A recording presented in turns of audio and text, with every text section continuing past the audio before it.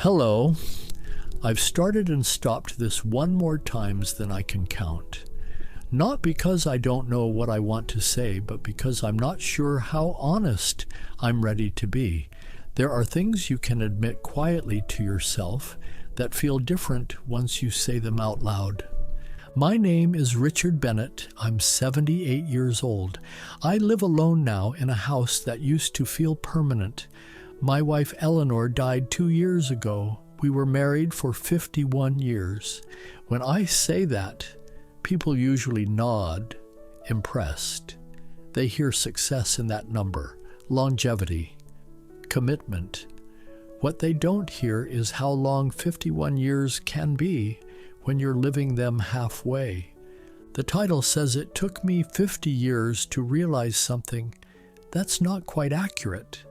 I realized pieces of it earlier, little flashes of understanding that I pushed aside because they were inconvenient. What took 50 years was accepting that those small realizations were warnings, not passing thoughts.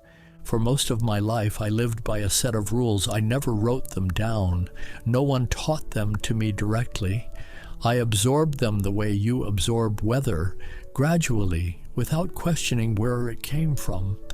Rules about being a man, about being a husband, about being a father, about what mattered and what didn't. One of those rules was simple. Keep moving. Don't linger. Don't dwell. There's always something that needs doing, and if you stay busy enough, the rest will sort itself out. Another rule was that emotions were private. Not secret exactly, just unnecessary to share. You felt what you felt, dealt with it on your own, and moved on. Other people didn't need to carry that weight. A third rule was that providing was the same as loving. If the bills were paid, the house was standing, and everyone was fed, then you were doing your job. Anything beyond that was optional. These rules didn't feel cruel. They felt responsible. They made life manageable. They gave me structure, and they cost me almost everything that mattered. Eleanor never followed those rules. That's what drew me to her in the first place. She noticed things. She named them. She talked about how things felt, not just how they worked. When we were young, I found that refreshing. Later, I found it uncomfortable. We met when I was 26 and she was 24. She asked me questions I didn't know how to answer, and I mistook my discomfort for depth. I thought that meant I was thinking seriously. What it really meant was that I was already closing doors I would never reopen. When we got married, I promised myself I would be steady, reliable. I would never scare her with uncertainty. I would never burden her with doubt. I see now how arrogant that was, as if she hadn't married a human being. We had our sons, Michael and David, and the rules kicked in harder.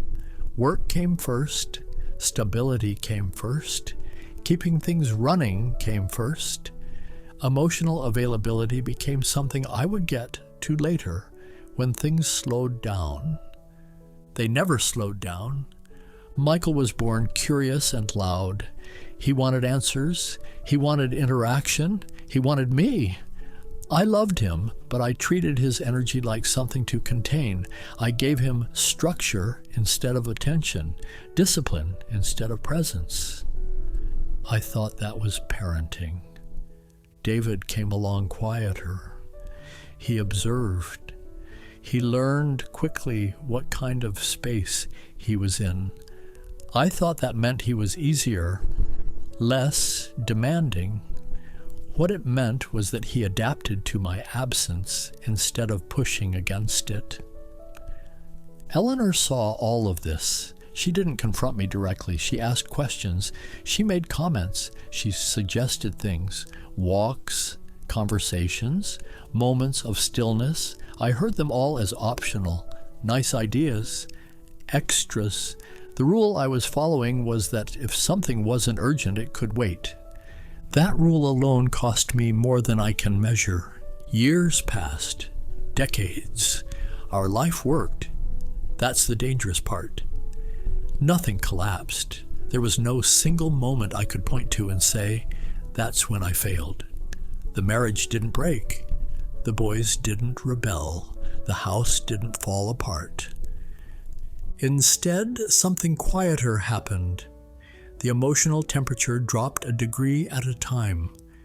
Eleanor talked less. Not dramatically, gradually. She stopped asking me what I thought about certain things. She stopped inviting me into parts of her inner life. She found other places to put that energy. Friends, books, solitude. I told myself this was normal, that long marriages settled, that passion cooled, that this was just what time did to people. What time did really was expose the rules I was living by. Another rule I followed was that conflict was dangerous. Better to smooth things over, better to keep the peace, better to say less than risk saying the wrong thing. I avoided arguments so effectively that I also avoided honesty. Unspoken things piled up, not anger, disappointment, not resentment, distance. I didn't feel unhappy during those years. That's something I need to be clear about. I felt tired, preoccupied, occasionally stressed, but not unhappy. I thought that meant I was doing fine. I didn't understand that numbness can feel a lot like stability. Eleanor aged with awareness. She talked about time, about how fast it moved, about how strange it felt to look at our sons and see men instead of boys. I avoided those conversations. They made me uncomfortable.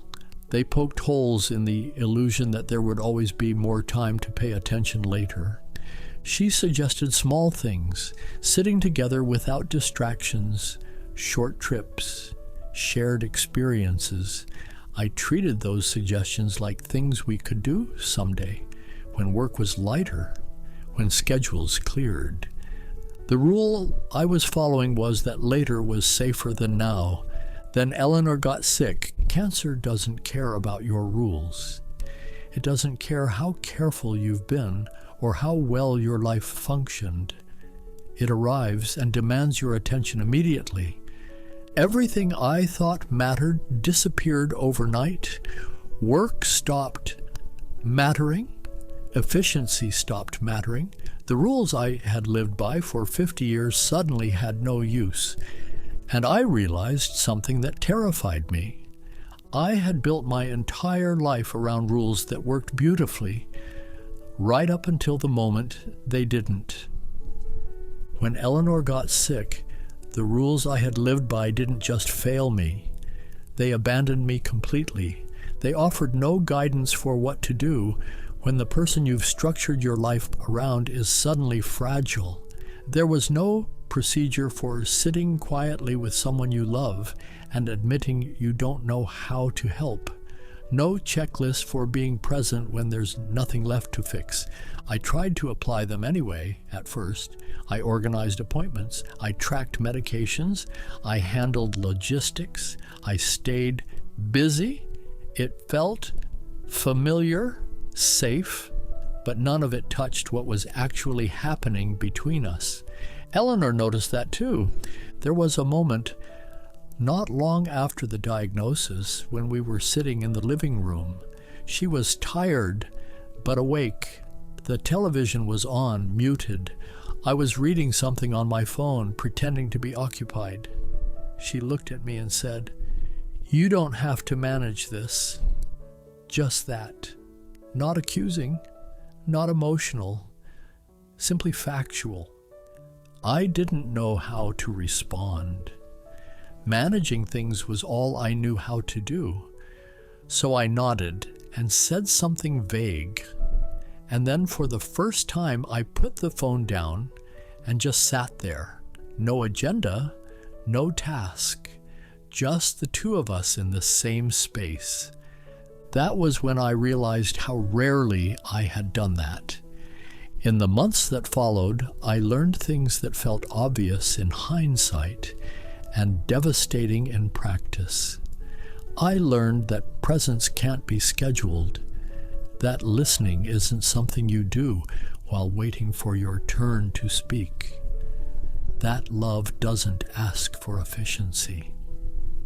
I also learned how much of my life I had spent protecting myself from uncertainty. The rules had given me a sense of control. If I followed them, life stayed predictable. When Eleanor got sick, predictability disappeared, and with it went the illusion that I was prepared for anything. I became more open during that time. I talked, I listened, I admitted when I was afraid, and Eleanor received all of it with a gentleness that still surprises me. She never said, "Where was this before?" She never asked me to account for the years. She simply accepted what I was finally able to give. That acceptance was harder to live with than anger would have been. Near the end, she said something that still unsettles me. We were sitting quietly, and she said, "You know, I always knew you cared. I just didn't always feel it." She wasn't accusing me. She wasn't asking for reassurance. She was stating something she had already made peace with. That sentence dismantled 50 years of rules in an instant. After she died, the house became unforgiving. Not cruel, honest. There was no one left to absorb my distance, no one left to translate my silence into something kind. The rules I had lived by left me alone with their consequences. Michael and David came around more in the beginning. They worried about me. They asked practical questions. They helped where they could. And I noticed something else, how careful they were with me emotionally, as if they knew instinctively that certain doors had always been closed and would remain that way. Michael once tried to talk about his mother, really talk about her. He paused mid-sentence, searching for something. I could feel the moment asking something of me: openness, vulnerability, permission. And I froze. I responded politely, safely, the way I always had. I watched him retreat, just slightly, enough to notice, enough to hurt. David never tried. He checks in. He makes sure I'm eating. He asks if I need help with anything around the house. He doesn't ask how I'm feeling. I taught him not to. That's when it became clear what those rules had cost me. They cost me intimacy with my wife while she was alive. They cost me emotional closeness with my sons while they were growing. And now they cost me the ability to bridge the distance that remains. I don't feel dramatic regret. I feel something quieter and heavier. A steady understanding that I optimized my life for stability and forgot to optimize it for meaning. The rules worked. That's the problem. They worked well enough to keep everything running smoothly while something essential drained away. They gave me a life that looked successful and felt manageable right up until the moment I needed depth instead of structure. It took me 50 years to realize that rules meant to protect you can also imprison you, that avoiding discomfort doesn't eliminate it, it postpones it, and that by the time it returns, it often comes attached to loss. I don't live in constant sorrow. I live in awareness. Some days that awareness feels manageable. Other days it feels like weight pressing down on quiet moments. I make coffee. I read. I take walks. I think about Eleanor. I think about Michael and David. I think about the man I was so busy being correct that I forgot to be present. I understand now that life rules aren't neutral. They shape what you notice, what you ignore, and what you allow yourself to feel. And once they've shaped you long enough, changing them doesn't undo what they already took. I'm 78 years old. I live alone. I don't feel wise. I feel late. Late to understand that love needs expression, not assumption. Late to understand that safety isn't the same as connection. Late to understand that the cost of ignoring what matters is rarely visible until there's nothing left to spend. That's what it took me 50 years to realize. And realizing it now doesn't give me a way back. It just gives me clarity. Some nights, that clarity sits quietly beside me. Other nights, it's all I can hear. And I live with that because there's nothing else left to do.